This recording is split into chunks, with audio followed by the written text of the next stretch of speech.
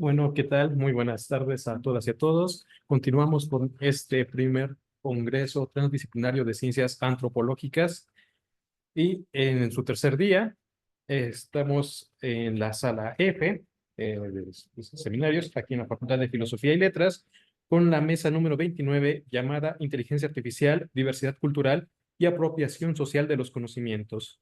A continuación tenemos la presentación de Astrid Zulori, que nos va a presentar su ponencia titulada Nuevos Imaginarios Sociotécnicos para confrontar la catástrofe, la ciencia ficción escrita por mujeres como herramienta para la equidad epistémica.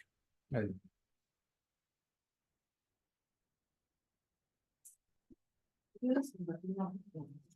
Claro.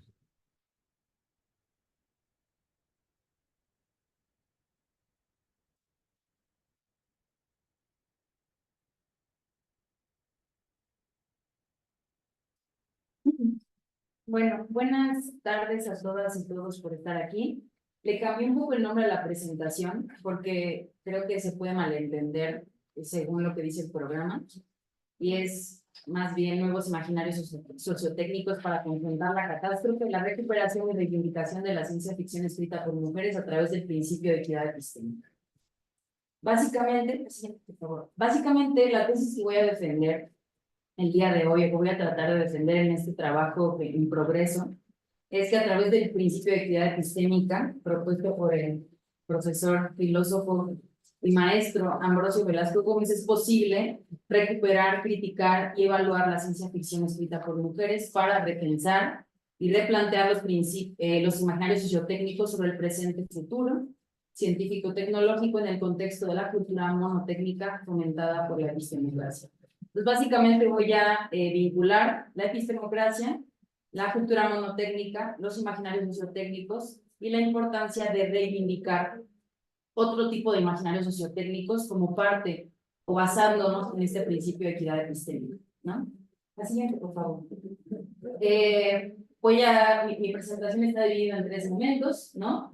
Primero voy a establecer la vinculación entre la equidad epistémica, la cultura monotécnica y los imaginarios sociotécnicos, la relación entre equidad epistémica o la importancia de la equidad epistémica y la ciencia ficción escrita por mujeres, y por qué importa hablar de imaginarios sociotécnicos en este ámbito.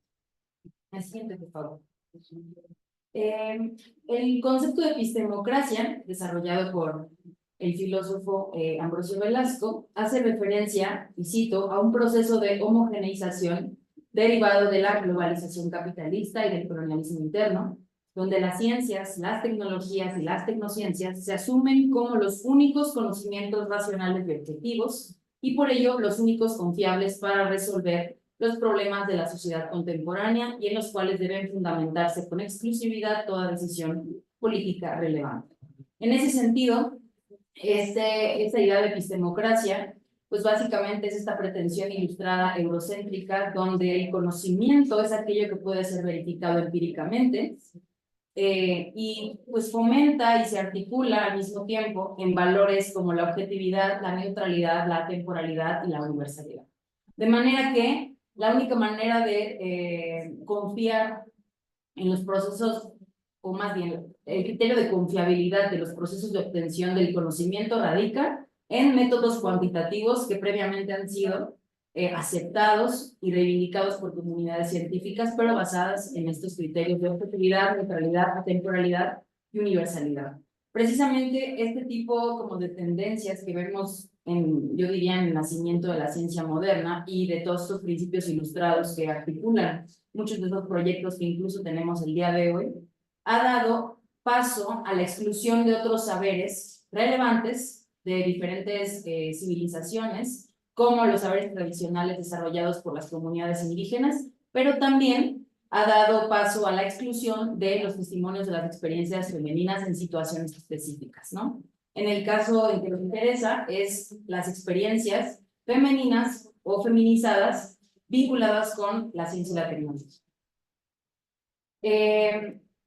Ahora, al tratarse de una forma de concebir, producir y validar conocimiento en un ámbito cognitivo, como lo menciona Ambrosio Velasco en su definición de epistemocracia, En tanto que ámbito cognitivo vamos a ver reflejada esta epistemocracia en los discursos, prácticas, instituciones, pero también en los imaginarios, ¿no? Que precisamente van a responder a esta tendencia homogeneizante. Y la hipótesis que me voy a atrever a arrojar aquí es que justamente una de las manifestaciones homogeneizantes de la epistemocracia la vamos a ver reflejada en una concepción del mundo muy particular que Yu Hui, filósofo chino, llama cultura monotécnica o monotecnologismo. ¿Y qué va a entender Yu Hui por monotecnologismo o cultura monotécnica? Cito, que la tecnología se desconecte de la realidad que es fundamento, es el resultado del deseo de ser universalizante y de convertirse en el fundamento de todo.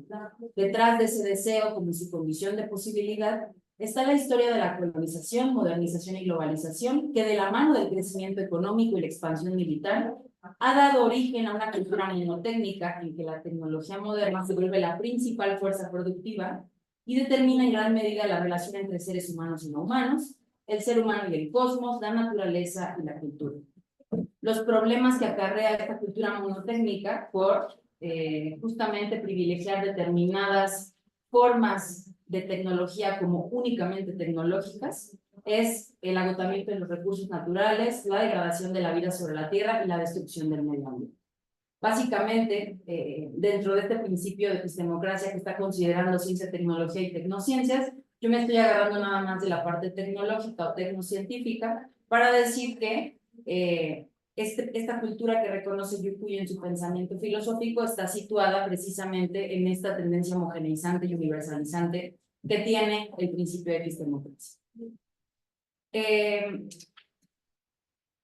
Entendiéndolo en otro sentido, diríamos que las sociedades contemporáneas se articulan bajo la idea de ser solo técnicas, un poco recuperando la crítica que hace Ortega y Gasset a las tendencias contemporáneas a ver todavía que las sociedades depositan ciertos deseos y ciertas expectativas a la tecnología como la única que es capaz de poder salvaguardar los intereses, pero también de solucionar los propios problemas que el propio sistema capitalista, colonialista e imperialista ha llevado a cabo, ¿no? Entonces, precisamente estas tecnologías hegemónicas, validadas por valores y pretensiones epistemocráticas, se instauran como las formas tecnológicas válidas que son deseablemente universalizantes, es decir, que se aplican a todos los casos, en todas las circunstancias y que tienen el único poder explicativo, ¿no? Sobre todo en sus fenómenos de estudio. Precisamente fundamentándose en estos valores de objetividad, neutralidad, temporalidad y universalidad, dejando de lado otros tipos de técnicas que precisamente se denominan como tal, apelando a un nivel inferior de sistematización, profesionalización, eficiencia, utilidad y reproductibilidad, como normalmente se le atribuye a las artesanías, por ejemplo, cuya transmisión tiende a ser oral, de generación en generación y con una producción a escala mucho menor que la fábrica, ¿no? Entonces, precisamente esta cultura monotécnica diría que las artesanías no son o no entran dentro del ámbito de la tecnología, que por ejemplo las chinampas tampoco serían tecnología, precisamente porque está vinculada a esta idea como moderna de ciencia. Esta cultura monotécnica en ese sentido rechaza valores y fundamentos que apelan a una tecnodiversidad, que es otro concepto que desarrolla Yu Hui. Es decir, rechaza otras formas y manifestaciones técnicas y tecnológicas que se fundamentan, se producen y se usan dentro de otros lugares. Frente a esta tendencia universalizante de la tecnología y este rechazo a la tecnodiversidad, vamos a ver que unos síntomas importantes de la cultura monotécnica son la tecnofobia y la tecnofilia. Entonces tenemos estas dos alternativas polarizadas en las que, por un lado, apostamos absolutamente todo a la tecnología, confiamos en ella, o del otro lado, renunciamos absolutamente a ella, que son, al menos creo, las tendencias que vemos en la actualidad. O queremos un retorno absoluto a la naturaleza, que me parece también imposible e insostenible en la actualidad, o la tendencia pues, transhumanista, por ejemplo, donde se exalta la tendencia moral a ver la tecnología como un medio para el mejoramiento humano. pero esto nos ha llevado a esta tendencia transhumanista de corte liberal que sostiene mi postura.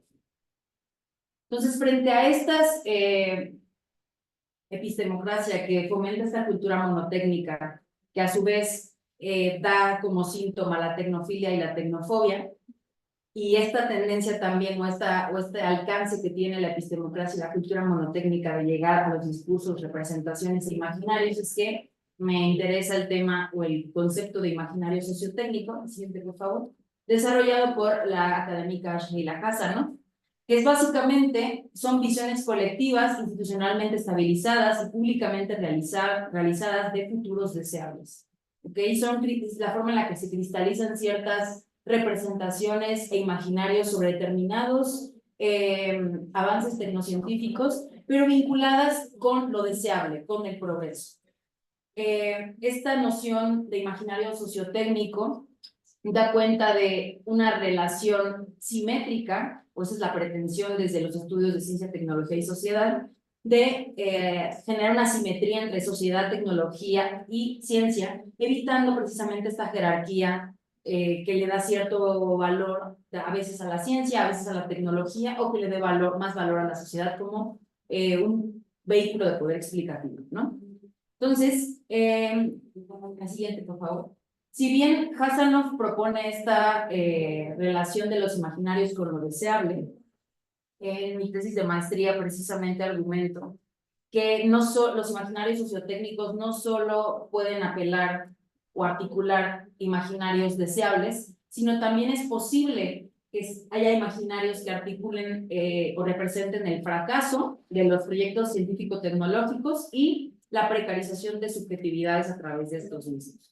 En particular, yo indagué en el cine cyberpunk generado en Occidente, ¿no? Donde, por ejemplo, argumento que en particular me enfoqué en los cuerpos modificados tecnológicamente.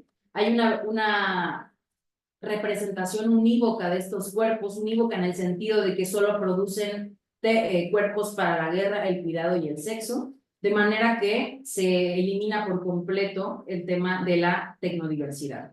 Y algo que es importante es que si no hay tecnodiversidad en los modos y formas de articular la tecnología, pues no podemos sostener la biodiversidad, ¿no? ¿Por qué? Porque entonces vamos a enfocarnos únicamente a determinados recursos y a determinadas formas de obtener esos recursos, ¿no?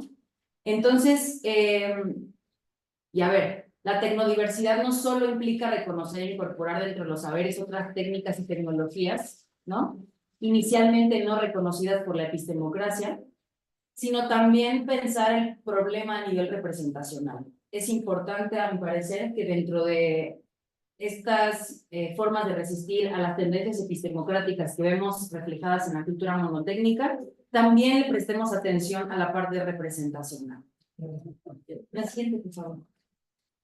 Y precisamente la cultura monotécnica, vinculada con estas tendencias homogeneizantes de representación, ha privilegiado determinados discursos sobre la ciencia y la tecnología, como los que vemos en la ciencia ficción, y voy a hablar de ciencia ficción en general, pero básicamente pues, enfocada en la destrucción del mundo, en la precarización de la vida, guerras biológicas, disputas y guerras constantes entre alienígenas y seres humanos, la modificación corporal con fines de opresión y de exclusión social, de erradicación de todas aquellas diferencias que resultan pues deleznables para un sistema pues capitalista neoliberal que está utilizando la ciencia y la tecnología como vehículo para obtener determinados beneficios, ¿no?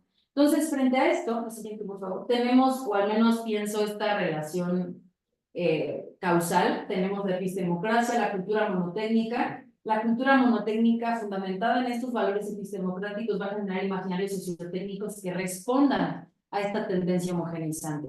Y no solo en escenarios, sino también en personajes, en los sujetos que le interesan o a partir de los cuales indaga estas problemáticas, ¿no? Que es lo que llamaría ciencia ficción hegemónica. Nos deja por completo de lado todas otras narrativas que podrían resultar, pues, inicialmente, pues, propositivas para el mundo en decadencia que tenemos. Y a ver, si bien estas representaciones que son catastrofistas en sus inicios tenían la intención de ser críticos, me parece que la cultura monotécnica las ha acaparado de tal forma que se ha vuelto el único discurso imperante. Y la pregunta sería, ¿por qué queremos permanecer o persistir en la catástrofe? ¿No? Siguiente, por favor. Ahora, precisamente frente a esto es que me parece que en este panorama el concepto del principio de equidad epistémica es muy pertinente, que es básicamente sostiene que todo conocimiento históricamente desarrollado por comunidades relevantes es digno de respeto y reconocimiento y no debe ser excluido ni despreciado a priori por ningún otro tipo de conocimiento. Todos ellos pueden concurrir en un diálogo intercultural para la solución de problemas específicos. Ahora bien, yo agregaría dentro de esta cuestión intercultural el tema de la intergeneracionalidad y la interdisciplina.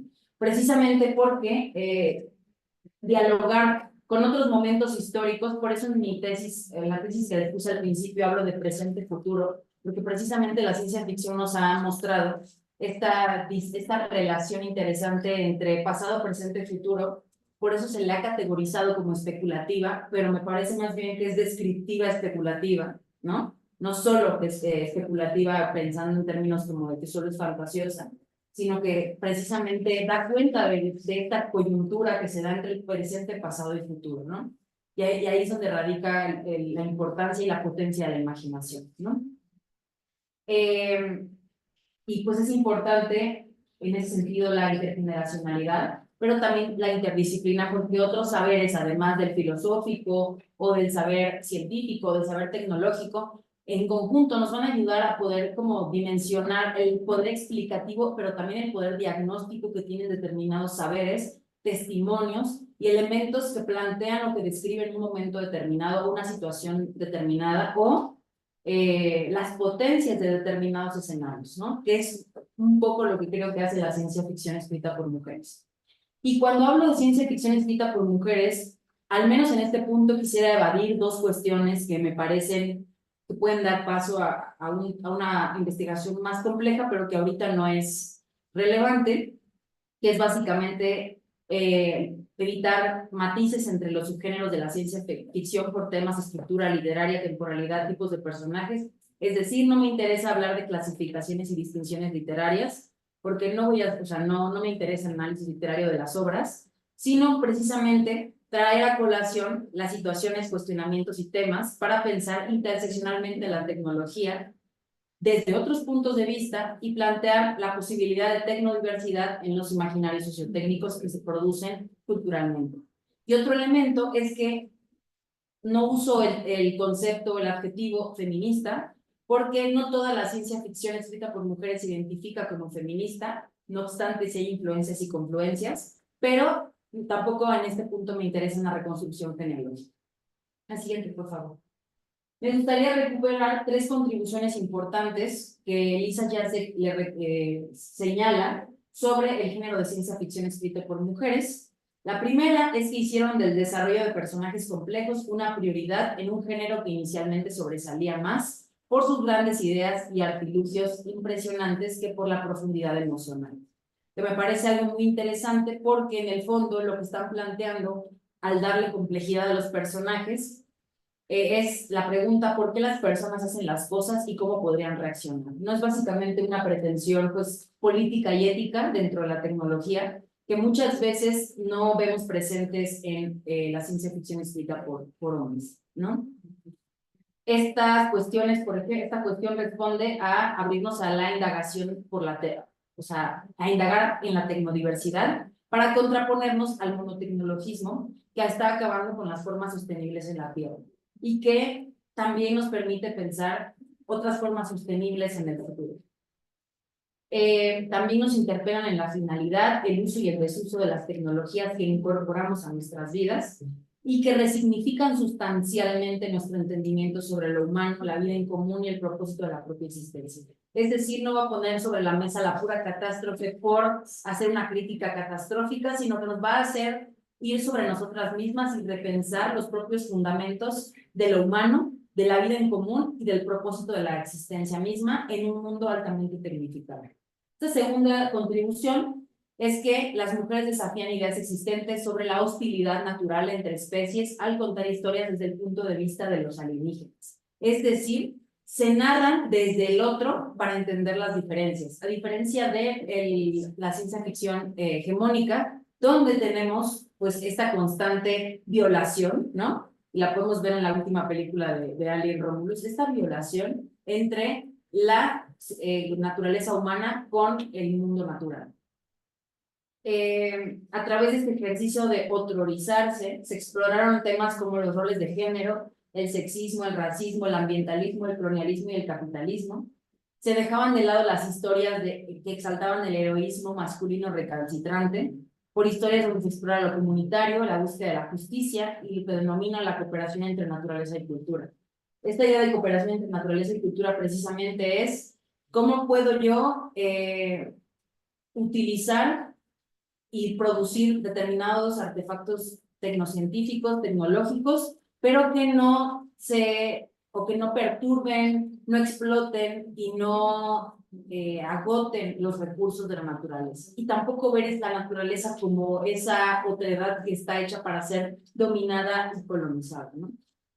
Y esto lo vemos mucho en los escenarios que plantean las mujeres en ciencia ficción, tanto feminista como no feminista. Tenemos esos escenarios donde producen lo que necesitan, un poco lo que comentaban en las mesas de ayer, y ya están en las comunidades tradicionales, ya lo vemos retratado de una manera como más pues, ajustada al contexto en el que están hablando estas mujeres, pero que ya lo vemos en las comunidades.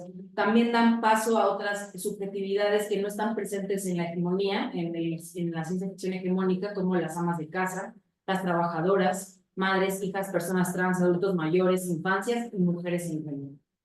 La tercera contribución está vinculada con esto último que digo, es que las maneras en que la ciencia y la tecnología pueden ser usadas para reconstruir literariamente el sexo, volcando las suposiciones de los lectores sobre el comportamiento natural de los géneros y posibilitando nuevas formas radicales de vivir.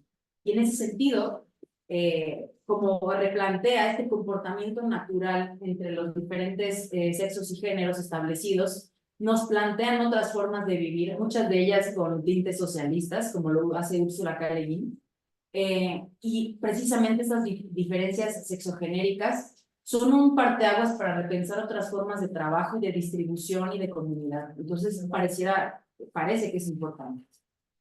Ahora, Lisa ya se pregunta, bueno, ¿por qué y para qué se han privilegiado y visibilizado las narrativas de ciencia ficción escritas por hombres? Dice, el sexismo es una razón. Sabemos que las sociedades contemporáneas han privilegiado esta distinción del trabajo a partir del sexo.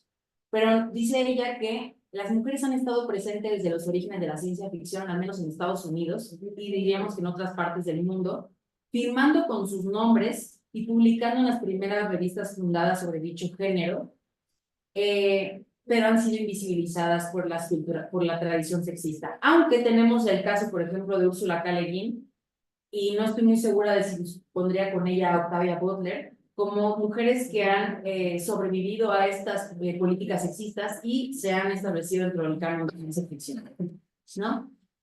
Otra razón de por qué las mujeres han sido invisibilizadas en las narrativas que han desarrollado dentro de la ciencia ficción, y que cabe cuestionar si también viene del sexismo, es que se ha vuelto más rentable la catástrofe y la perpetuación del miedo hacia el potencial científico-tecnológico, que creo que es un síntoma precisamente de la cultura monoteísta.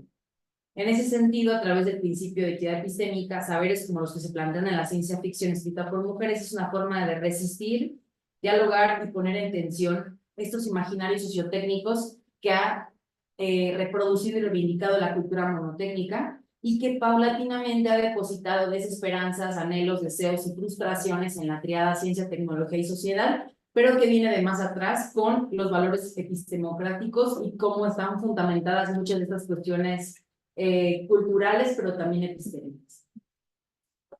Para finalizar, la última, me gustaría terminar con esta cita de Lisa Jasek, que es: las mujeres que soñaron nuevos y mejores futuros para todas las personas no llegaron del espacio exterior, ni de 20.000 leguas bajo el mar, y ni siquiera de un planeta a la deriva.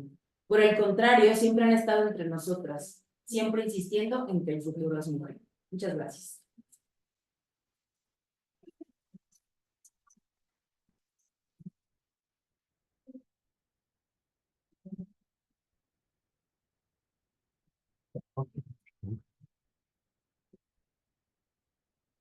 Muchísimas gracias. Aquí continuamos con la siguiente ponencia.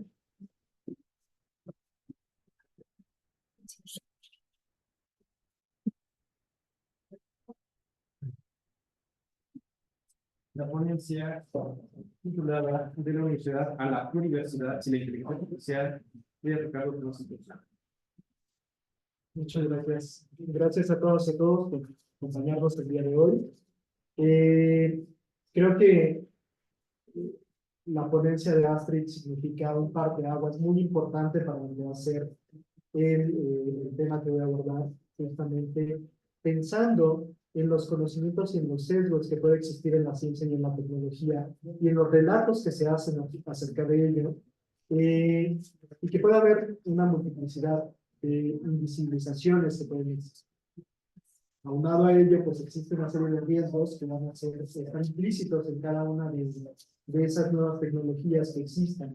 Y ante ello, la universidad y las universidades, la universidad, hablé de ella en conjunto como una institución, no refiriéndome específicamente en alguna, pero pues tienen que tener en cuenta esto porque al final de cuentas ahí se están generando los nuevos, tanto la docencia, la investigación, como la difusión de la cultura, ¿no? Tenemos que saber en qué consiste esas tres funciones específicas desde donde están.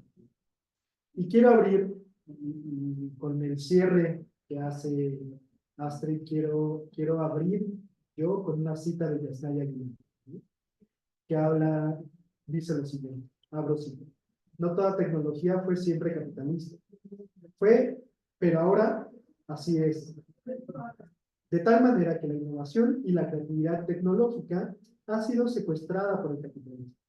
Es decir, se puso al servicio de convertir la naturaleza en mercancía y, además, al servicio de la acumulación, para que éste sea un producto de las empresas. ¿Cómo disociamos a la creación, a la innovación tecnológica de este capitalismo? Cierro cita. Yasnaya nos trae en este pequeño pasaje a cuestionarnos desde dónde estamos partiendo y hacia dónde estamos viendo con el tema de la ciencia y la tecnología. Los conocimientos tecnocientíficos al final del camino hoy en día están partiendo de principios económicos, principios capitalistas, que nos llevan a tener una finalidad de captación de clientes y de una serie de usuarios a través de los cuales se ven diferentes intercambios que resultan en beneficios económicos para ciertas personas de esta sociedad. No podemos dejar pasar que hoy en día el tema de la inteligencia artificial se volvió el gran boom dentro de diferentes estudios.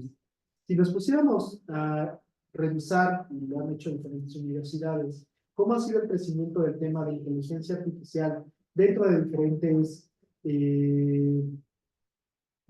análisis de publicaciones, papers, ponencias, congresos, etcétera, podríamos ver que a partir del año 2022 a la fecha es cuando es la gran exposición de estos temas. Por ejemplo, la Universidad Austral en 2023, bueno, señaló que en 2023 subió de un promedio de cerca de 25,000, 26,000 artículos mundiales en relación con inteligencia artificial y nuevas tecnologías a un promedio de 74,426 artículos que refieren diferentes temáticas, como puede ser visión por computadora, aprendizaje automatizado, redes neuronales, inteligencia artificial generativa, entre otros. Sí, también, bueno, y estas investigaciones no se centran únicamente en estudios como pudieran ser la ingeniería o la filosofía de la ciencia, sino que vemos que es multidisciplinaria, abarcando materias como son la biología, la medicina, la química, la física, las matemáticas, las ciencias sociales como el derecho, la sociología o la geografía. Entonces, se está intentando, bueno, a través de este estudio, podemos ver la multiplicidad de materias y finalidades hacia lo que está corriendo la inteligencia artificial y hacia donde la universidad tiene que tener un foco que en todos esos campos esté existiendo esta diversidad. A la par, si hacemos una revisión en tesis UNAM, por ejemplo, de desde cuándo se está revisando el tema de inteligencia artificial como productos de titulación en la universidad, el primero de ellos es en 1970, ¿no? Entonces, no es un tema nuevo, no es un tema que aparte, cuando revisé los datos, fue como, claro, la inteligencia artificial ha estado entre nosotros más de lo que nosotros podemos aceptar. Sin embargo, ciertos desarrollos tecnológicos que se han puesto en estos años recientes, pues han generado una mayor diversidad de interés social, académico, por revisar esta. Entonces, en total, de las tesis que han generado la universidad con el título específico relacionado específicamente con inteligencia artificial, son 108 tesis en diferentes grados de universidad, de las cuales un 40% están hechos de 2022 a la fecha. Entonces, ese aumento ha sido por el propio desarrollo dentro de diferentes ámbitos y de cómo se han ido propiciando las investigaciones para la titulación dentro de la universidad. Por otro lado, podemos ver que la inteligencia artificial se ha planteado como muchas rutas para la propia realización de las tareas sustantivas de las universidades. Y al final del camino, podríamos hablar de que existen tres grandes rubros a través de los cuales se puede dar esta utilización de la inteligencia artificial. Uno es la gestión administrativa, otro la innovación pedagógica y por último, innovación e investigación en campos específicos. Por un lado, podemos hablar de que en estos rubros se están viendo las ventajas que tiene la inteligencia artificial sobre las cuestiones tradicionales que realiza la universidad. En esta parte de las gestiones administrativas, pues pensamos siempre en reducir procesos que son tediosos, que son burocráticos y que pueden ahora llegar a ser mucho más sintéticos al poder analizar grandes cantidades de información y tanto para personal administrativo, funcionarios como el alumnado, esto significa una mejora para poder adquirir nuevos conocimientos, nuevas rutas. No sé, por ejemplo, el rentar este espacio podría ser más fácil, más sencillo en relación con un gestor de los calendarios que tenga toda el área de investigación aquí. Entonces, diferentes cosas que pueden ser esas, se pueden llevar a cabo en la universidad. En el ámbito de la investigación, pues existe una importante también gestión que se puede hacer a través del uso de datos académicos para construir nuevas investigaciones. Buscadores cada vez más eficientes que nos den a partir de los rubros que pongamos. Ahorita el ejercicio que hice con TESUNAM es uno de ellos, buscar información específica que nos dé un resultado particular que tiene que ver principalmente con el uso de inteligencia artificial por la Dirección General de Bibliotecnología de la Universidad y que se presenta en estas plataformas. La simulación de escenarios virtuales puede ser también un gran proceso que cambie la forma de enseñanza y de investigación en la universidad. Al final de cuentas, carreras como pueden ser medicina, veterinaria y zootecnia, enfermería, las de la salud en general, pero también en aspectos sociales, como puede ser justamente el derecho, geografía, artes visuales, etcétera. El uso de inteligencia artificial puede ayudar a tener simuladores que reduzcan ciertas intervenciones en seres vivos y nos lleve ahora a escenarios virtuales para continuar realizando esas actividades. En el ámbito de la docencia, pues hemos escuchado que cada vez es más cercano esta situación de llegar hacia la personalización del aprendizaje, por ejemplo, ¿no? Cada uno de los alumnos puede meter, bueno, se pueden hacer evaluaciones en las cuales tienen fortalezas y debilidades, se analizan a través de inteligencia artificial y se dan nuevas rutas para que tengan un aprendizaje mayor en relación con temas que les son cada vez difíciles o más accesibles en algunos casos. Se puede hacer la automatización de tareas y la búsqueda de diferentes pruebas, bueno, la gestión de diferentes pruebas, de agendas, etcétera, que ayuden a cómo los estudiantes puedan acercarse a ellos.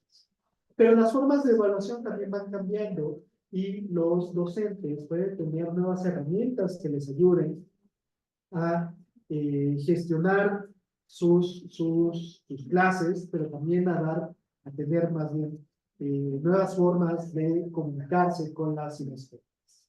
Hoy en día, hace no mucho, tendrá yo creo un mes, la universidad también sacó una nueva plataforma que se llama Inteligencia Artificial para la Docencia. Si ustedes revisan esa plataforma, pues justo lo que busca es brindar herramientas para las y los profesores a fin de que tengan un nuevo acercamiento con la inteligencia artificial, que puedan actualizar los datos, los conocimientos, autores, etcétera, que usan en sus clases y poder tener esa herramienta para la forma en que imparten clases. En el ámbito cultural, la difusión de la cultura como uno de los terceros rubros que cumplen las universidades públicas, escritores, productores, músicos, etcétera, etcétera, que componen esta parte, pues se nutren hoy en día de la inteligencia artificial también para hacer nuevas expresiones culturales. En el ámbito de la difusión como tal, el poder tener gestores concretos para buscar nuevas formas de más bien, utilizarlos para hacer la difusión cultural resulta muy necesario hoy en día para conectar no solo, para hacer conexiones entre universidades, entre secretarías de cultura, pero también en el público en general y llegar a nuevos públicos que antes no puedan tener estas capacidades. Sin embargo, podemos centrarnos a pesar de todas estas ventajas que estamos hablando, nos podemos centrar solamente en ello, sin cuestionarnos acerca de los riesgos y los cuidados que debemos de tener en el uso de la inteligencia artificial dentro de las universidades. Si ustedes, como ustedes sabrán, la inteligencia artificial se nutre de grandes cantidades de datos personales que existen y que nosotros, al usar diferentes redes sociales, por ejemplo, ahorita el uso de Zoom, estoy cediendo una parte que son mis datos biométricos para hacer esta presentación, ¿no? Estos datos, al final de cuentas, pueden llegar a ser utilizados de otra forma. Si ustedes vieron lo que sucedió en las elecciones pasadas, bueno, las elecciones pasadas, por ejemplo, en el conflicto de Ucrania y Rusia, ¿no? Se hicieron videos de personajes con relevancia política haciendo ciertas aceleraciones y al final del camino fue como de, oigan, esto se tiene que comprobar a través de diferentes filtros para saber si es un video real o una grabación real, ¿no? Con esas diferentes herramientas para verificar la autenticidad de ahora los recursos digitales, se dieron cuenta que los videos de Netanyahu, creo que fue el actual dirigente de la Ciudad de México, Martín Batres, o sea que esos videos y esas grabaciones no eran de estas personas, ¿no? Sino que fueron generados con inteligencia. Entonces tenemos que pensar en esos riesgos que existen y al final de cuentas, dentro de las funciones que pueda realizar la universidad, tiene que estar presente un diálogo constante de cómo va a transformarse la universidad a través de los beneficios, pero de los riesgos potenciales que existen. Cuestiones como la desigualdad, los sesgos, la falta de contacto humano, la privacidad en los datos y los costos éticos son algunas de las situaciones que tiene que analizar la universidad en relación con el uso de la inteligencia artificial. En la parte de la desigualdad, tenemos que tomar en cuenta esta parte de los datos. Los datos pueden tener sesgos y generar sesgos, como nos mencionaba Astrid en su ponencia. Si queremos generar ciencia ficción a partir de inteligencia artificial que nos haga un pequeño bosquejo, principalmente será a través de los sesgos que ella nos ha dicho, ¿no? Serán sesgos donde generarán contextos apocalípticos con esta visión de un hombre que esté siendo el que lleva la batuta y el que salva al mundo, etcétera, etcétera, como han sido las películas de los últimos 100 años, ¿no? Como la ciencia ficción se ha generado en los últimos años. Sin embargo, si advertimos esos riesgos que genera la monocultura, que genera los sesgos de género, podemos ver que las desigualdades se verán reducidas cada vez más, ¿no? Temas como pueden ser mujeres, niños y adolescentes, personas con discapacidad, diversidad cultural, entre otras cuestiones, como pueden ser ya una visión no centrada, no antropocentrista, tienen que ver al final de cuentas con romper con esas desigualdades. Por otro lado, esto se conecta con los sesgos que va a tener la información que ha invisibilizado toda esta gama de diversidad y que al final de cuentas nos centrarán en ciertos prejuicios que se van reproduciendo con la inteligencia. Si ustedes recuerdan uno de los videos que se hizo por el Instituto Nacional contra la Discriminación hace pues, ya casi unos 10 años, 15 años, donde ponían a dos niños como a diferenciar cuáles son los buenos y los malos. Y había un niño morenito y un niño blanco, un juguete de un niño moreno y un niño blanco, y señalaba al bueno como el blanco y al malo como el moreno, y era como, este tipo de sesgos, que son un video, se reproducen en diferentes investigaciones, en datos en Facebook, en Instagram, en TikTok, etc. Entonces, toda esa información de la cual se cargan son sesgos que aparte nosotros tenemos dentro de nuestro actuar cotidiano, ¿no? Y lo reproducimos en ciertos materiales donde los dejamos plasmados, pero que esto puede guiar ciertas formas de cómo estamos realizando las búsquedas en la información que está saliendo de la inteligencia. Entonces ahí es donde tiene que haber un cuidado específico. La falta de contacto humano, si bien hoy el uso de dispositivos móviles es total, no tiene un precedente como tal, la pandemia también fue un punto fundamental para adentrarnos totalmente en esos mundos, ¿no? En el mundo digital.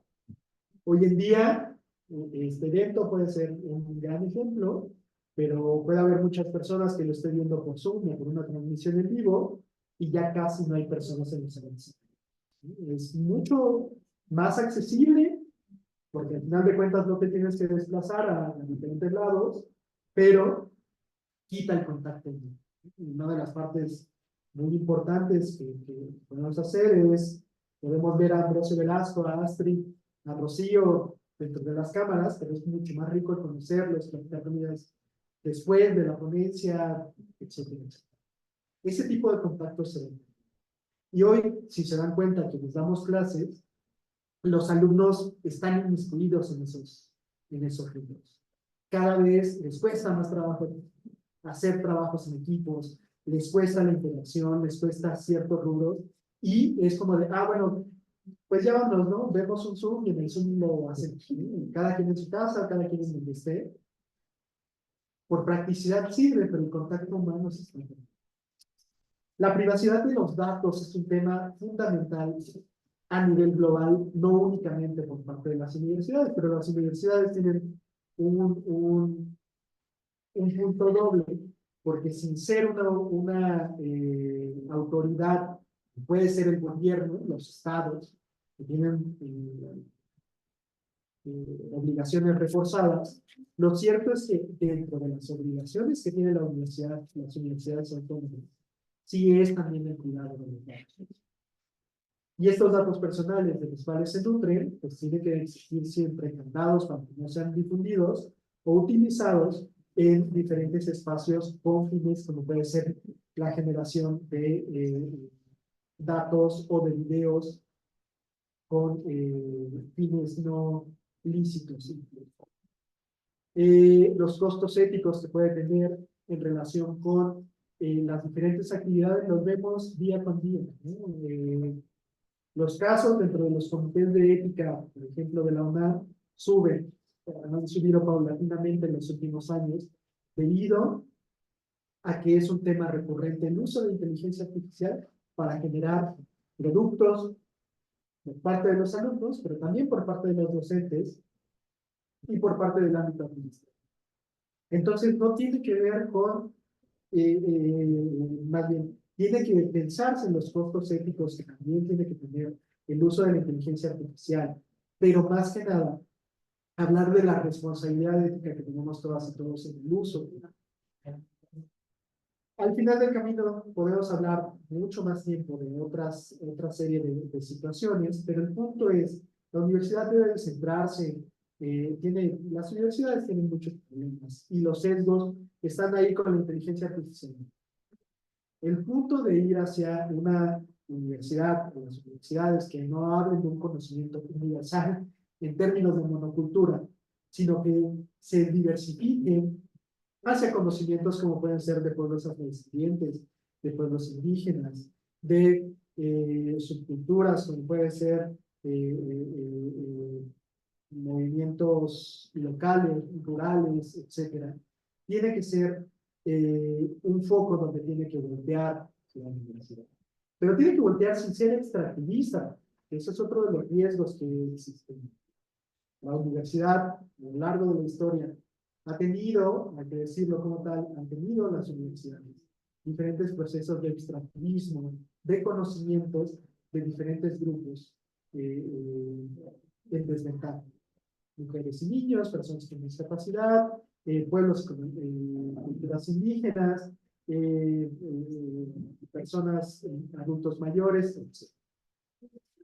Es importante generar proyectos horizontales cada vez más, como puede ser algunos traductores de lenguas originarias, en donde universidades han trabajado con la industria privada, para no solamente que sean productos tecnocientíficos ligados al capitalismo para su venta, sino que ayuden a la difusión y transmisión de conocimientos en diferentes campos. La realización de catálogos biológicos, pero que estén en manos de las comunidades indígenas o quienes tienen este contacto o conocimientos tradicionales sobre flora y fauna, que ayuden, que son ayudados a través de las universidades para finalmente poder catalogarlos sin que sea un extractivismo, sino que sea más en un tema horizontal. Hay un proyecto que se hizo en Canadá, que es con la comunidad Inuit en Canadá, que se llama el proyecto Pole Arctic, a través de la pesca en los polos, ¿no? Las comunidades antárticas tenían un problema, esta comunidad indígena Inuit tenía un problema en relación con el cambio climático, con la crisis climática, y ya no estaban logrando en los lugares tradicionales poder realizar pesca. Entonces, a través de diferentes herramientas tecnológicas, datos científicos, y conocimientos tradicionales, se pudo hacer una matriz con la que supieron y pudieron dar guía de cómo realizar las pescas en los nuevos lugares donde se estaban los cardúmenes en esos momentos, ¿no? Entonces, al final del camino fue en un proceso horizontal que ayudó a la comunidad también en el ámbito de subsistencia y en el ámbito de preservación de conocimientos tradicionales, pero que finalmente ayudan a generar nuevos conocimientos que no se centren únicamente en esos sesgos, en esos riesgos, sino que construyan horizontalmente nuevas formas de generar tecnología. Esto implica una apropiación por parte de las comunidades lo cual también implica que en la universidad tiene que haber una ciencia más inclusiva, más participativa, con la sociedad, con los grupos vulnerables, y que al final de cuentas es un ganar-ganar en todos. En la sociedad, en la propia universidad, se reconoce la diversidad cultural, se reconoce la diversidad epistémica que cuentan los estados. Y pues, les agradezco mucho su atención. Gracias. Gracias. Muchas gracias a Ricardo por su presentación. A continuación, tenemos la última ponencia de esta mesa, número 29, a cargo de Rocío Bernal, y se llama... Rocío Becerra. Perdón, Rocío Becerra. Y se llama Inteligencia Artificial y Educación Intercultural, Programa México, Nación Multicultural. Adelante. Alto como la presentación.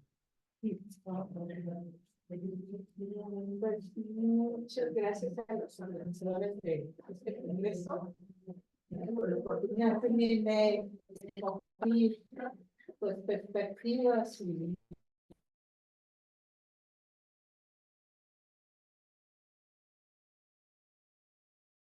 interculturales. Bueno, primero voy a empezar con algunas definiciones. Ya mi colega, el maestro Ricardo, dio una amplia explicación de los riesgos, de los usos y también de la importancia de la inteligencia artificial en la educación y en el quehacer de la universidad. Bueno, la que sigue. Hay muchas definiciones de inteligencia artificial, pues dependiendo también de los usos de la misma. Yo agarré esta pues, de un artículo de la Universidad, de la revista Como Ves, de divulgación de la ciencia. Y bueno, básicamente la inteligencia artificial tiene que ver con sistemas de información que a través de diversas computadoras, robots u otros dispositivos realizan tareas que requieren la inteligencia humana. También una de las discusiones y de la crítica es que pues esta inteligencia va, ¿no?, a de alguna forma poder realizar muchos procesos cognitivos sin la necesidad de intervención humana, pero hasta ahorita, bueno, toda la inteligencia artificial pues requiere ciertas instrucciones o ciertos algoritmos humanos que pueden dar resultados que no necesariamente nosotros estábamos esperando, ¿no? Bueno, entonces, la inteligencia artificial, al tener que ver con la información y el conocimiento, pues, muy amplio, los usos que tiene, y pues tiene que ver también con no solamente estos conocimientos y esta información, sino, bueno, mi exposición va mucho en el ámbito jurídico, con el tema de derechos, del enfoque de derechos que tiene que tener el uso de esta tecnología, que finalmente es una herramienta, pero que sí tiene implicaciones en diversos derechos humanos y también de las comunidades indígenas, que ahora voy a hablar mucho de esa parte, porque yo sí hago también una crítica al tema de la interculturalidad, ¿no? O sea, la interculturalidad no es hablar de las poblaciones indígenas, de la importancia de sus conocimientos, sino que ellos mismos, en base a sus propias cosmovisiones, a sus propios intereses y sus mecanismos, puedan proporcionar también educación, información y conocimiento. Entonces, bueno, en la convención que ahorita voy a mencionar, esta es una definición de esta convención que establece que la interculturalidad es la presencia de diversas culturas bajo un diálogo equitativo, con expresiones culturales y en base también al respeto mutuo. Entonces, estas expresiones culturales son resultados de la creatividad de las personas, grupos o sociedades. Y bueno, este tema de la creatividad va a vincular mucho a algunas críticas también sobre el tema de la propiedad intelectual, ¿no?, en relación a estos temas. Y bueno, este contenido cultural que tienen esas expresiones culturales tienen un sentido simbólico, o sea, las expresiones culturales de muchas culturas tienen que ver con sus cosmovisiones, su forma de interpretar el mundo y en este caso también la educación, y también tiene valores, también tiene esta creatividad artística, entonces la propia definición de interculturalidad abarca dimensiones muy amplias. La que siga, por favor. Bueno, entre estos, esta diversidad cultural que se expresa a través de estas expresiones con contenido simbólico y también con la creatividad humana, hay muchos principios en esta convención que tienen que ver con la libertad de expresión, información, comunicación y la posibilidad de que las personas escojan sus expresiones culturales. Esta convención es no específicamente para pueblos indígenas, es una convención que ratificó México, por lo tanto es una ley. Y aquí vamos a ver lo que decía también el maestro Ricardo, pues que muchas veces la propiedad intelectual colectiva la obviamos en sus investigaciones en todas las universidades de este país y del mundo también. Y entonces, esta libertad de expresión, esta libertad de que los comunidades indígenas decidan en relación a qué se difunde a través de la inteligencia artificial o cómo se educa esta parte de la interculturalidad con estas herramientas tecnológicas, pues es parte de estos derechos humanos que ya están reconocidos y que son obligatorios en México para todos, incluyendo las universidades, ¿no? Bueno, paso rápidamente a las bases jurídicas de la educación. En también, en esta ley, en la Constitución está el respeto y respeto a la dignidad de las personas. Cuando se habla de personas, evidentemente, se habla de comunidades indígenas y de esta diversidad cultural también, con un enfoque de derechos humanos y con una igualdad sustantiva. Y ahí también se establece que la educación superior es un derecho la educación se basa en el respeto y respeto a la dignidad de las personas. Esta es la Constitución con este enfoque de derecho, y que la educación superior es un derecho que ayuda al bienestar y el desarrollo integral de las personas. Y también es importante que en términos de derechos, el concepto de desarrollo de la personalidad y en general del desarrollo es muy distinto. La forma en que las comunidades indígenas ven el desarrollo o cómo decimos nosotros que es el desarrollo, por ejemplo, a través de la minoría. Entonces hay diferentes concepciones que en el tema de la interculturalidad es importante entender y conocer y respetar esas formas de entender el desarrollo de la personalidad y en general del desarrollo, que en el tema de comunidades indígenas se expresa a través de la libre determinación, que es un derecho constitucional, es que ellos libremente decidan su desarrollo económico, social, político y cultural, ¿no? Que tiene que ver con la educación. La que sigue. Bueno, no voy a entrar mucho en tema internacional, hay muchos tratados, ahorita vamos a ver la convención, desde las expresiones culturales, aquí viene Convención de la diversidad de las expresiones culturales, ¿no? Entonces, ese es uno de los tratados que pues debemos de siempre observar y cumplir en el desarrollo educativo y en la investigación. Bueno, hubo, como ya han mencionado, la inteligencia artificial no es nueva, hay una larga historia en relación a eso.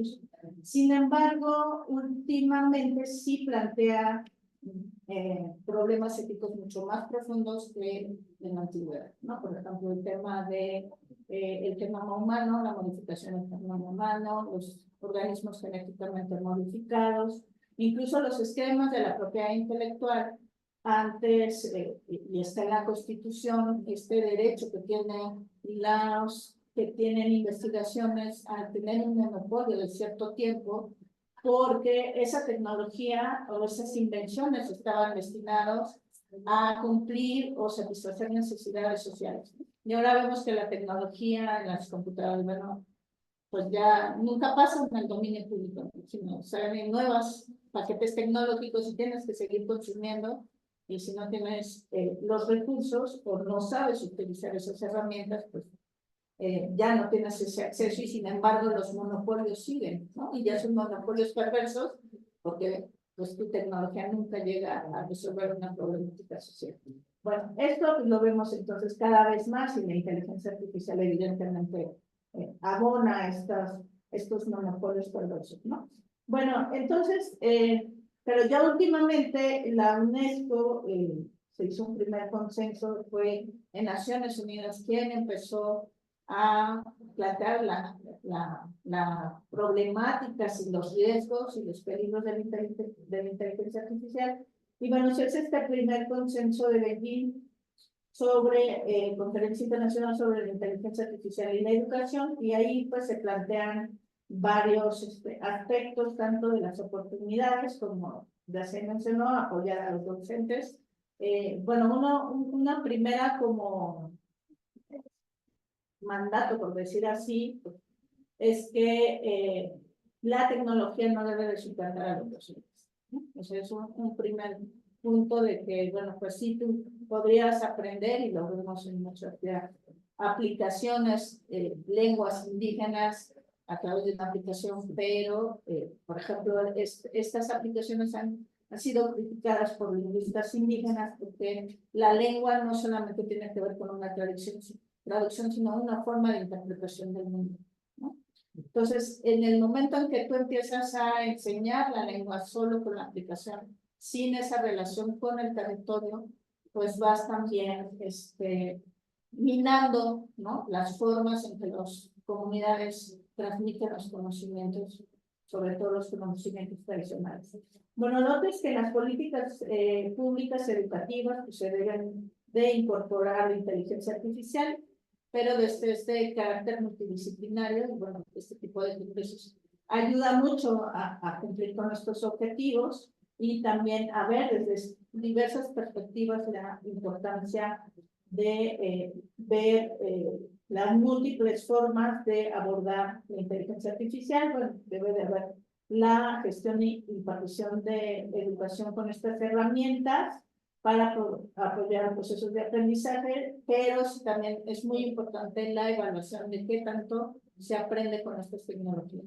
Muchas veces, pues, yo soy una de ellas que tengo miles de sacas información, ya luego no puedes sistematizar, ¿no?, de tanta información. Entonces, hasta que bueno, ya la inteligencia artificial lo hace, pero pues ya vas perdiendo esa capacidad, ¿no? Entonces, bueno, ese es otro tema, el desarrollo de valores y competencias para la vida y en el trabajo. O sea, la educación con la inteligencia artificial debe de tener una función social y también ayudar al desarrollo de las habilidades y capacidades de las personas para su trabajo. Ofrecer oportunidades de aprendizaje permanentes, el tema de la inclusión, no solamente de género, sino de discapacidad, y por el uso ético y transparente de la inteligencia artificial. Bueno, no voy a especificar mucho porque ya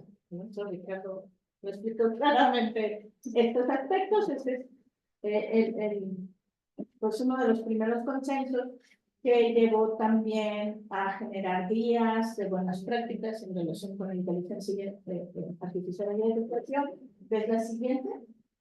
Lo necesaria para el uso de la inteligencia artificial generativa en la educación e investigación. Y bueno, como ya se mencionó, uno de los temas es la privacidad de datos, derechos de autor y manipulación. El tema de la protección de datos personales es muy importante porque, por ejemplo, bueno, a mí los derechos difusos, es decir, cuando alguien sube información tuya sin saber quién generó esa información, no hay responsabilidad, ¿no? O sea, yo como puedo tener muchos, de hecho hay ciberseguridad y eso puedes hacer denuncias, pero si yo no sé quién fue, y si no fue en el país, ¿no? Si no fue en otro.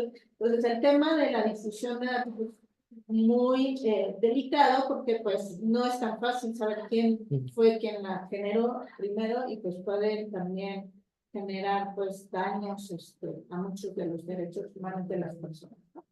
Bueno, no entiende de relaciones sociales que sustentan el lenguaje. Pues sí, uno le dice a ChatGPT y tal, y pues él busca en la base de datos, ¿no? Y da un resultado, pero ahí viene con esta cuestión de que mucha información viene sesgada, que ahorita lo vamos a ver, o pues sí, reproduce, ¿no? El racismo y la discriminación.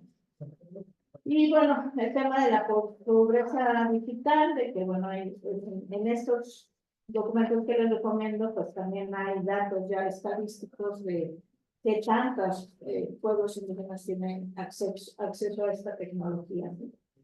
Bueno, el tema del consentimiento de las personas y el tema de ser olvidados, ¿no? Yo en este momento puedo decir que sí quiero que doy mi consentimiento de que lo suban a la red, pero luego digo, ay, eso no me gustó, ¿no? Todo eso que dije ya lo superé, ¿no? Pero pues no hay esa posibilidad y yo creo que es un derecho que uno tiene de pues también superarse a uno mismo y corregir sus propias errores. Ese es un tema, el tema del lenguaje. Santo Dios, bueno. Calma. Sí. Calma. Porque Hay tiempo. la que sigue, bueno, este es otro documento, este es específicamente para pueblos indígenas, que también habla de la brecha digital, soberanía de datos, enriquecimiento de la visión occidental y comunicación y preservación de la lengua, que ya un poco se mencionó y que ahorita voy a mencionar más concretamente. Bueno, obviamente la inteligencia artificial en educación es uno de los objetivos del desarrollo sostenible, pues abona, ¿no?, a dar cumplimiento a la educación con calidad y también a muchas de las otras metas, porque como ya se mencionó, la inteligencia artificial puede usarse en temas ambientales para bien y para mal, y hay muchos otros derechos. Bueno, la que sigue voy a irme a la otra. Ahí. Bueno, entonces, esto del racismo algorítmico es lo que, pues un concepto que se está usando y que tiene que ver con esto de, por ejemplo, estas dos fotos, en muchas comunidades dicen, bueno, a mí no me gusta que me caricaturices. O sea que puedes incluso hacer una metodología de derechos indígenas muy buena, pero si pones dibujos o caricaturas, pues no es necesariamente como yo me veo ni como quiero que me represente, ¿no? Entonces, bueno, esto es algo que se está como repitiendo. Bueno, también ahorita está el tema de cómo fue Jesús, ¿no? A partir de la Sábana Santa, y hay múltiples versiones también, y no sé si tienen los ojos azules, y bueno, ahí tiene también implicaciones, porque incluso no sé si Santa Teresa que explicaba, ¿no?, en sus sueños cómo vio a Jesús, ¿no?, que a partir de ahí hacía milagros. Pues ahora resulta que Jesús no es como la Teresa. Entonces, bueno, hay como estas cuestiones. La siguiente. Bueno, esto es, creo que lo más complicado, que tiene que ver con el tema del genoma, y a lo mejor aquí lo dejo porque pues ahí sigue la presentación, pero bueno, una es que en México se hizo un estudio con genomas de pueblos indígenas, rarámuris, nahuas, mayas, creo que esos fueron, participó la UNAM, varias instituciones, el Instituto no recuerdo su nombre completo, genómico que se tiene periférico, la EMA, ¿no? Ajá. Bueno, el objetivo de esta investigación genómica era pues poder determinar primero tener datos históricos demográficos, ¿no? ¿De dónde venían los pueblos indígenas? Algunos dijeron que de Siberia, otros dijeron, en este caso era de Siberia, ¿no? Entonces, ese es uno de los primeros como temas que también las primeras naciones en Estados Unidos han estado criticando y han estado peleando por la soberanía de sus datos genéticos y muchos otros, porque cuando tú empiezas a cuestionar el origen y la identidad de un pueblo indígena, pierden derechos. Y pierden derechos aquí, porque aquí dice la Constitución que los pueblos originarios son los que estaban aquí antes de la colonización y que, bueno, sus instituciones fueron los políticos que operaron. Entonces, y en Estados Unidos también, ¿no? Ese es un primer punto. Entonces, este estudio, eso determinó, era un primer requisito. El otro es ver cómo hay enfermedades que tienen específicamente los pueblos indígenas, a qué son resistentes, ¿no? Antibióticos. Entonces, bueno, esta información, pues, evidentemente nunca llegó a las comunidades, tienen problemas éticos graves en relación a que no se pidió el consentimiento, igual que en Estados Unidos, pues dijeron, lo importante es de que tú sepas por qué tu comunidad tiene diabetes, ¿no? Y cómo combatir la diabetes. En realidad eso fue un peligro. Bueno, el otro caso, que aquí están como donde se pueden consultar esto, los navajos que ellos ya prohibieron cualquier investigación que tiene con su genoma. Ellos pueden hacer investigación, porque el gobierno sí les da recursos, ¿no? Para tener su propia educación e investigación. Y bueno, el otro caso que fue en Arizona, pues fue mucho más grave. Ahí fue donde la Universidad de Arizona, con una comunidad del Gran Cañón, pues recolectaron la sangre, el tema era la diabetes. Y bueno, ahí un antropólogo junto con una doctora generaron una investigación. Ahí también dijeron que los indígenas no eran originarios del Gran Cañón, sino que creo que también de Siberia. Y bueno, además hicieron investigación adicional a la diabetes. Y bueno, las comunidades pues empezaron a reclamar, incluso hicieron una denuncia, porque también se titularon, recibieron fondos, recibieron becas estos investigadores en relación a esa información, que pues no pidieron el consentimiento. Entonces pidieron la repatriación y pues en ese artículo narran, ¿no?, cómo las comunidades fueron a la Universidad de Arizona y empezaron a llorar cuando los investigadores se pusieron los lentes, las batas, los guantes y abrieron el refrigerador y la sangre de sus compañeros, muchos ya muertos, les decía el nombre de la muerte, como si fuera de su propiedad. Entonces, estas cuestiones de los ancianos, que también hubo pues un sentimiento contrario, porque ellos oralmente enseñaban que eran originarios del Gran Cañón y no de Siberia. Entonces, bueno, todas estas cuestiones pues nunca se tomaron en cuenta, y pues la inteligencia artificial mejora esos procesos, ¿no?, de tecnología, de uso de investigación genómica. Bueno, el otro caso, rápido, Cinco. Bueno, el otro es el plagio y la apropiación indebida. Pues obviamente la inteligencia artificial divulga los diseños artificiales, y ahorita es complicado defenderlos. Pues con esta, y lo que comentaba, ¿no?, la inteligencia artificial va a hacer que se haga posible diseños industriales, ¿no?, con toda una serie de también consecuencias ambientales, laborales, de violación a los derechos humanos. Entonces, bueno, este es otro tema que bueno, si además de la inteligencia artificial va a exacerbar las violaciones a diferentes derechos humanos relacionados con la propiedad intelectual de las comunidades indígenas. Bueno, voy a entrar un poco a ese tema. Aquí la que sigue en la Constitución, rápidamente, pues ya les dije que reconoce que las comunidades tienen el derecho a controlar su cultura, su educación y pues toda su forma, a que todo el mundo respete su forma de organización. enriquecer sus lenguas, conocimientos y todos los elementos que constituyen su identidad. Entonces, la interculturalidad debe estar fundamentada en el respeto a estos derechos.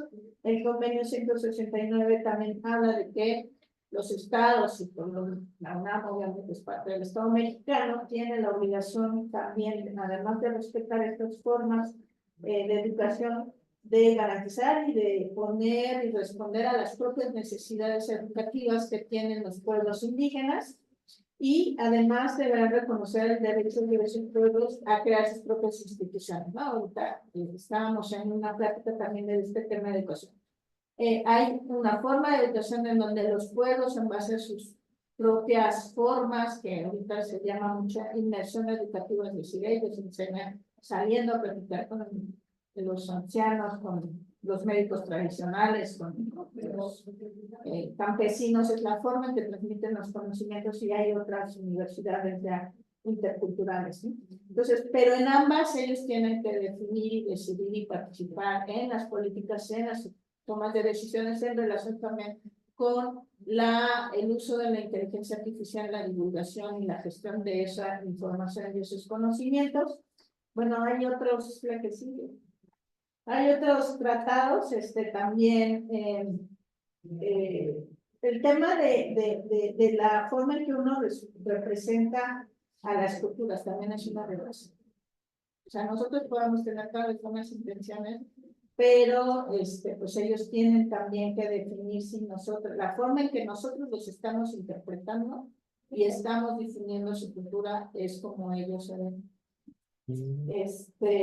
Y bueno, lo otro es una declaración, está la declaración americana, que esto también no es obligatoria. Nosotros somos parte de la Corte Interamericana de Derechos Humanos, en donde se discuten estos temas, que ellos tienen al respeto a su información, a sus conocimientos, a su propia intelectual, a la identidad e integridad cultural, que venimos en esto de que, bueno, yo mediante inteligencia artificial puedo decir que tú no eres purépecha, que tú vienes de África. Entonces ahí ya pues mi identidad. Y como ya mencioné, pues también el tema de los derechos. Bueno, ellos también tienen que preservar, mantener y desarrollar su patrimonio cultural. O sea, ellos tienen que controlar eso. Y bueno, la educación, que tiene que ver con esta reducción de esta brecha tecnológica, de la desigualdad, de las disparidades de los pueblos indígenas, siempre se les ha visto como proveedores de conocimientos, como proveedores de recursos naturales, como proveedores. Y ahorita lo vemos en este discurso. Ellos son los guardianes, ¿no? Sí, es muy bonito decir y reconocer que ellos tienen el mayor de los territorios conservados, sin embargo no se respetan esos derechos a controlar sus recursos naturales, a controlar sus recursos tradicionales. Entonces, no es solamente que se reconozcan porque ya están ampliamente reconocidos de muchas maneras, sino que se respete este derecho a controlar su territorio, sus conocimientos y sus formas educativas. Bueno, eso es en general.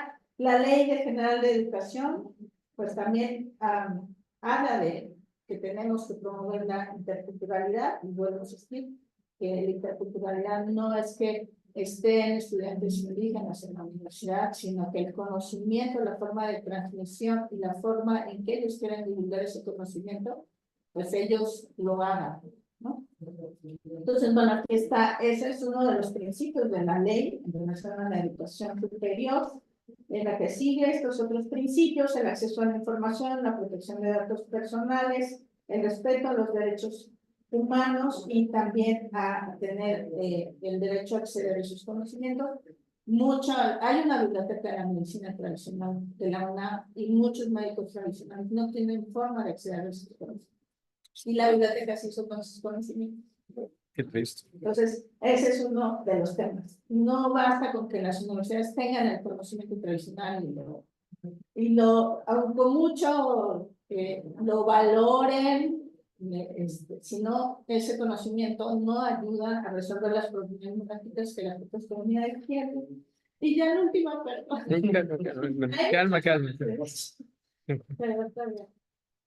Entonces, bueno, vamos a la...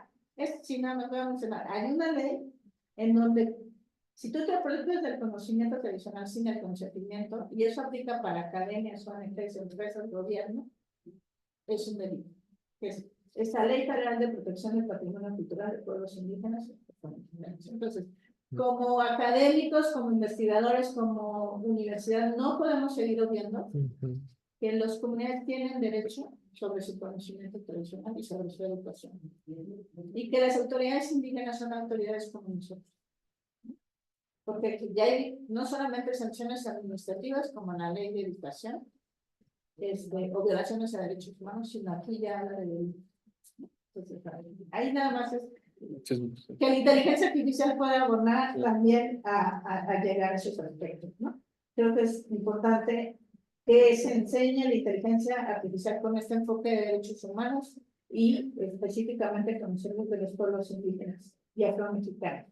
Bueno, por último, entonces, en esto de la inteligencia artificial, las comunidades indígenas tienen derecho a preservar, proteger y controlar y desarrollar sus sistemas de inteligencia artificial. Hay muchos universitarios, estudiantes indígenas en la UNAM que estudian nanotecnología, por ejemplo, y otras ramas que ayudan a el diseño de la inteligencia artificial y que, pues, estos conocimientos, innovaciones y prácticas de ellos se usan con estas tecnologías, no solamente el conocimiento occidental. El derecho a la privacidad y a la protección, identificación física y biológica y protección de sus datos. Todo esto de la identificación facial, de la deformación, de la identidad física y en todos los aspectos. El derecho al consentimiento libre, previo informado. Libre es que no hay coacción. Previo es que antes de que tú hagas la investigación, no que ya existe libre y llegas a te pido permiso para... Y bueno, otro aspecto también importante de este derecho al consentimiento libre preinformado es que informado es ¿para qué voy a hacer esto? ¿Para qué voy a hacer la investigación? Y cómo esa investigación va a ayudar a resolver las necesidades y a proteger los derechos indígenas, ¿no? Porque puede servir para que tú te titules, pero también puede servir para resolver fuertes necesidades. Eso es la equidad y eso también es, pues, el cumplimiento también el respeto a la autonomía y a la libre determinación. Derecho a la protección de la propiedad intelectual individual y colectiva. Esta ley reconoce ya la propiedad colectiva, que es muy importante los derechos colectivos. El tema de la información de generación, uso y acceso a los datos. O sea, yo decido, o sea, yo tengo que saber quién está generando, pues si algo sale mal, y mi causa es un perjuicio, yo tenga cómo generar responsabilidad, ¿no?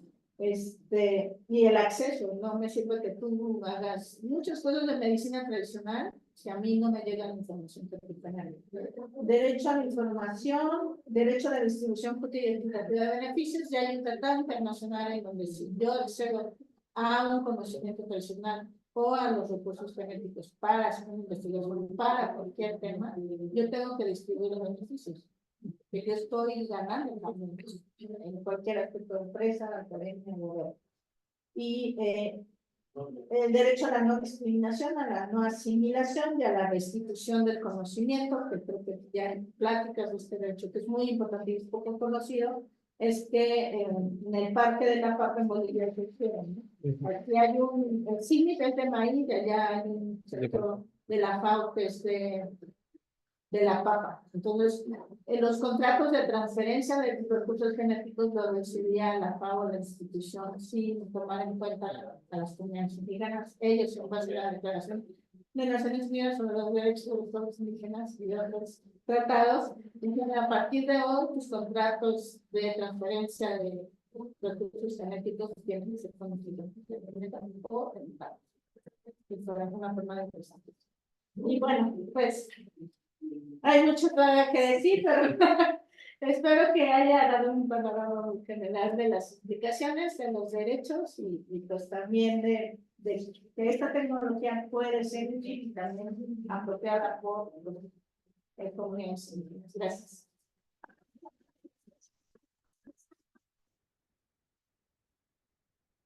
Pues no sé si preguntas. Aquí, sí, es que como se está grabando, bueno, le agradezco mucho Es una ponencia que sí da para mucho, igual al maestro, a la maestra. Entonces vamos a pasar a una sesión de preguntas y respuestas. Pocos pero entusiastas, aquí estamos y tenemos bastante, bueno, tenemos unos 15, 20 minutos para un diálogo. Entonces, si te voy a acercar aquí para la acción del micrófono, por favor.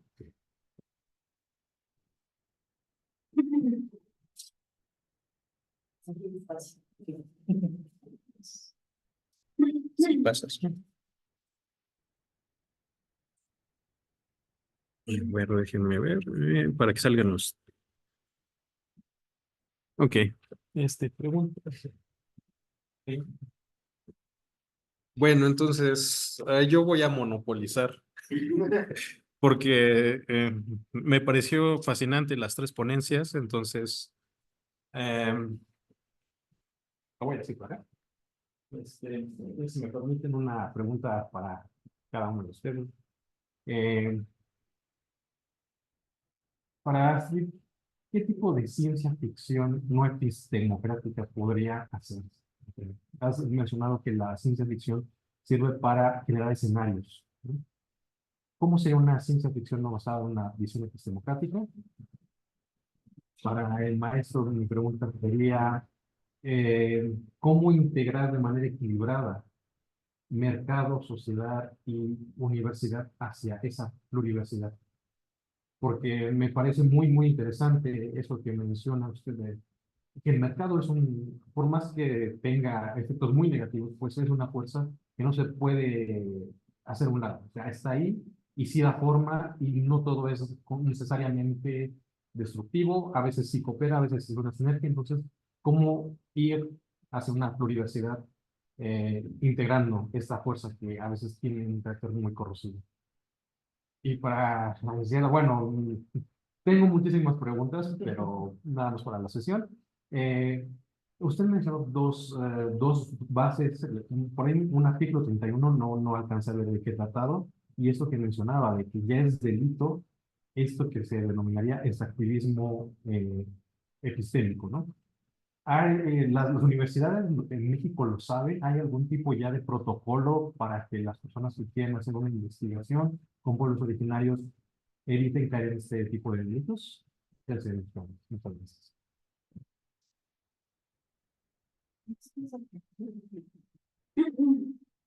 Gracias, Ever, por la pregunta. Precisamente me parece que hay muchas mujeres escribiendo ciencia ficción ahorita que estarían como repensando estos valores de neutralidad, temporalidad y demás. Algunas de ellas pues escribieron desde el siglo pasado, como Marge Piercy, por ejemplo, los afrofuturismos, ¿no? La propia Octavia Butler con los escenarios y los personajes que plantea. Porque en el fondo, como que mi interés de traer la ciencia ficción y sus representaciones a la discusión filosófica es precisamente porque detonan indagaciones que nos pueden interesar para pensar en la práctica y en la realidad material otras formas de utilizar la tecnología, por ejemplo. Algo que me gusta mucho de los escenarios que plantean pues varias autoras, por ejemplo, pues Ursula K. Le Guin, Marge Piercy, la otra autora es su nombre, su texto se llama Matertalia, Charlotte Perkins, es precisamente esta relación cooperativa entre la naturaleza y la tecnología, donde las personas producen lo necesario para subsistir, pero no hay esta como pretensión de dominación, o no se operan las sociedades a partir de la falta, o a partir como de estructuras jerárquicas, sino incluso las dinámicas al interior de los propios personajes, es de, por ejemplo, en la de Mujer al borde del tiempo de Marge Piercy, es, bueno, yo me nombro en función del momento en el que estoy en mi vida, ¿no? Y me doy el nombre que mejor me place, ¿no? Es algo que, por ejemplo, la filósofa y maestra Siobhan Guerrero ha hablado con su propuesta de identidades naturales. ¿Qué quiere decir con esto? Es yo me voy a presentar frente al Estado como yo quiera ser nombrado, no como el Estado quiera nombrarme a mí. porque precisamente la dinámica estatal de nombrar tú a tu población, pues tiene un poco de este fundamento homogeneizante del Estado-Nación, ¿no?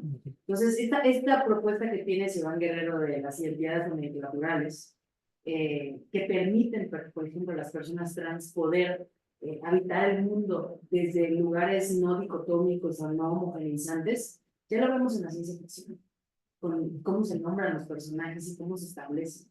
De alguna manera hay borrados del género interesantes que permiten como una estructuración social, comunitaria mucho más flexible, ¿no? Que también podemos llegar a ver en ciertas comunidades indígenas, por ejemplo con los muxes, que son personas no binarias y que ya están ahí. Pero, ¿qué hace la ciencia ficción escrita por mujeres? Lo pone en un escenario donde la tecnología también forma o tiene o está atravesada por lo social, no simple y sencillamente por estas dinámicas mercantiles, de extracción, al servicio de lo que Achille Mbembe llama la necropolítica, ¿no? De determinar a través de la tecnología quién vive y quién muere.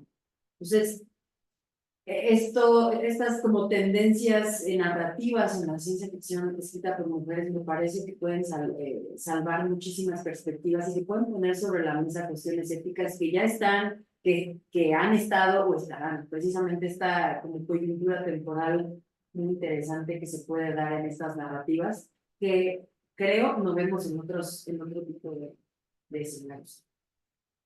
Muchas gracias. Híjole, yo creo que la pregunta que haces ahorita, yo creo que no estamos en un tiempo en el que haya una sinergia clara, más bien una sinergia cooperativa del capitalismo con la diversidad cultural que sea favorable. Después después del proyecto Manhattan, esta creación de grandes alianzas entre universidades y grupos tecnocientíficos, pues es un parteaguas a cómo se transformaron las universidades alrededor del mundo, ¿sí? Esta capitalización y trato vis a vis entre grandes industrias militares, tecnocientíficas, aeronáuticas, etcétera, y las universidades como centros de experimentación, aparte, fuera de los consorcios económicos, pues ha generado una tensión muy fuerte entre todas las universidades a nivel mundial, ¿no?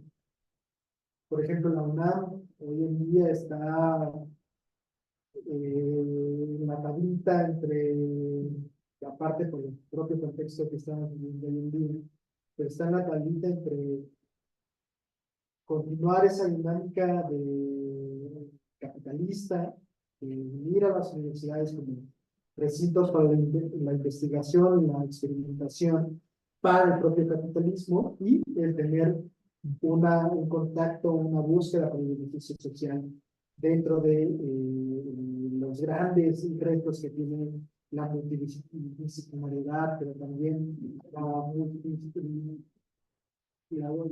multiplicidad cultural en la que se enfrentamos.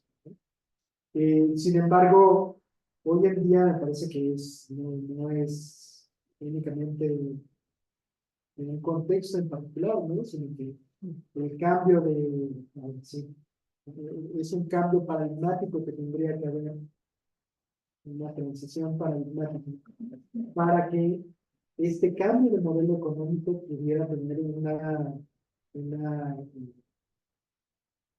una presencia real para poder unir ciencia, tecnología, innovación, diversidad cultural, grupos vulnerabilizados históricamente y poder generar una interacción mucho más, pues sí, humanitaria entre todas las, ¿no? Al final del camino hoy en día no sucede eso.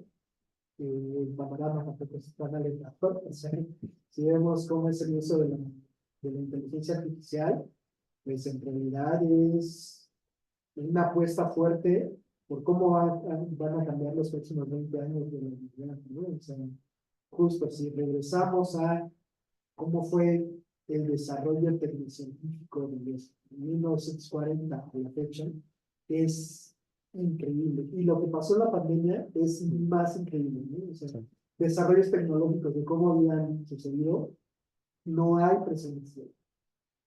Pero en todo eso está la universidad, están las universidades, como parte de todo ese escenario científico mundial, y al final de cuentas se nutre de ello, ¿no? Entonces, hoy en día las universidades más que nunca están inmiscuidas en el capitalismo, porque de ahí se nutren uno del otro, ¿no? Entonces, es necesario un cambio generacional, sí, hay que replantear las necesidades de la universidad y desde dónde van a salir también.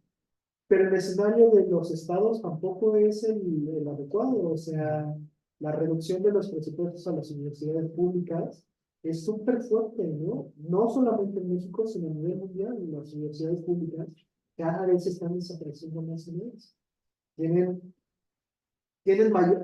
una exigencia por mayor plantilla, una exigencia por hacer investigación, pero una reducción de presupuesto cada año con año, ¿no? Entonces, es un sinsentido que al final de cuentas se necesita atender, ¿no? Se necesita replantear estructuralmente hacia dónde va a ser necesaria la universidad, pero también pensar si ya en el futuro no será necesaria la universidad.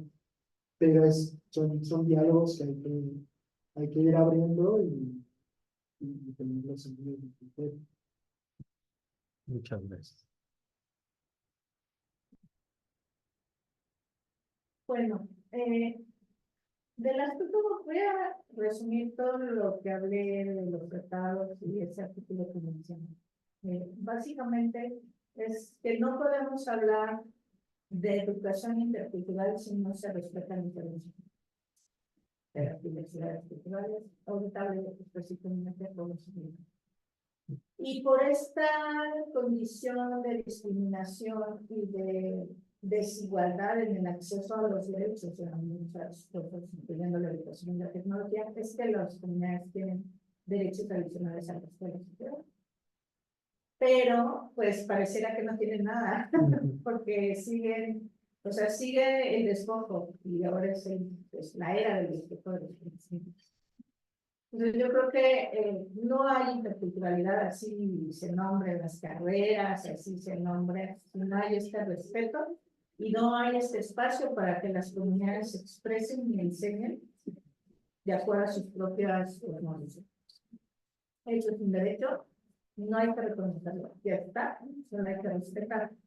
Entonces, eso es un primer punto. El segundo, que es muy importante, es el tema de así como el conocimiento tradicional no se reconoce como conocimiento científico, pero mucho viene el discurso, pero no la realidad.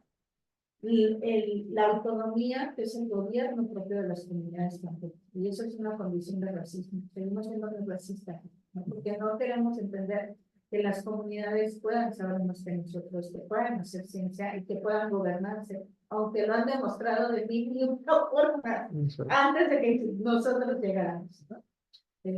Hablando culturalmente ya con mestizos. Entonces, creo que eso, se sigue viendo a las autoridades indígenas como si no fueran autoridades como nosotros. Hablando de federaciones de los municipios o el rector de cualquier universidad. Entonces, yo creo que si no convertimos en racismo, seguimos heredando, ¿no? esa forma de discriminación hacia las comunidades. Entonces, yo creo que el sentarse y hay experiencias en la UNAM, ahorita esto voy a platicar en la escuela, ¿no? De que se puede, porque realmente ya está en décimos universal. Se puede sentar con autoridades indígenas a promover universidades culturales y también te puedes sentar con una universidad para fortalecer las universidades indígenas, no interculturales. Esa es una obligación también, pero hay que pues quitar este racismo y esta discriminación para poder hacer. Pero si hay ejemplos, creo que la universidad también ha abonado a resolver problemáticas. Yo desconocía el doctorado de programa a nivel de un seminario de investigación sobre sociedad y conocimiento y diversidad cultural y llevamos un proyecto con médicos tradicionales. Y les digo, bueno, que nos den libros, también. Pero queremos que todos los que ustedes tienen en su biblioteca nos digan para decir qué otros usos tienen estas plantas, además de los que nosotros conocemos que nuestra función es curar. Y eso es intercambio seis. Entonces hay buenas prácticas, sí, pero no son las mínimas, ¿no? Pero deben ser más. Si estamos hablando de interculturalidad. Entonces yo creo que ese es un punto. Lo segundo es que esa función social, que es la base de esta universidad, no se debe de perder independientemente de si es indígena, ¿no? Hay comunidades que, por ejemplo, usan monitoreo marino, los ERIs, usan monitoreo marino en el apoyo de la Universidad de San Diego, tecnológicamente hablando. Y cuando viene una pesca o con la pesca, dice, ¿sabes qué? Hay vela porque ya no hay peces, y ellos dicen, pues mira. Y al revés también, ¿no? De que con la pesca puede decir, aquí se va a aprovechar y ellos dicen, pues aquí tiene que servir. Entonces, la tecnología sirve, sí, el tema es el monopolio económico, porque pues no siempre vas a tener eso, pero pues ellos siempre se las arreglan, o sea, que hay mucho monitoreo de aves, ¿no? Que sirve para muchos temas educativos, y de gestión de territorio donde se necesitan binoculares y si no tienen binoculares, pero ya saben qué especies son, y te hablan el nombre de las especies científicas, y te hablan en el texto, te lo hablan en algo, te lo hablan en el secreto, y relacionan eso con sus textiles, con su comida, entonces toda una relación con el territorio, porque ellos el conocimiento lo ven así y nosotros no, nuestro conocimiento es fragmentado, ¿no? Entonces yo creo que la inteligencia artificial es una herramienta, pero sí debe de servir para fortalecer esas formas de ver las cosas, de ver la educación y de ver el mundo, ¿no? Y pues el respeto de las universidades y promover y facilitar el acceso a los conocimientos que es nuestra función comunicativa. Gracias. Bueno, todavía tenemos 10 minutos. ¿Está bien? Bueno, si me permiten una última pregunta para cerrar, y es nada más una. ¿Es posible una inteligencia transdisciplinar, transcultural, artificial? Creo que sí, en la medida en que se recuperen los testimonios, porque al final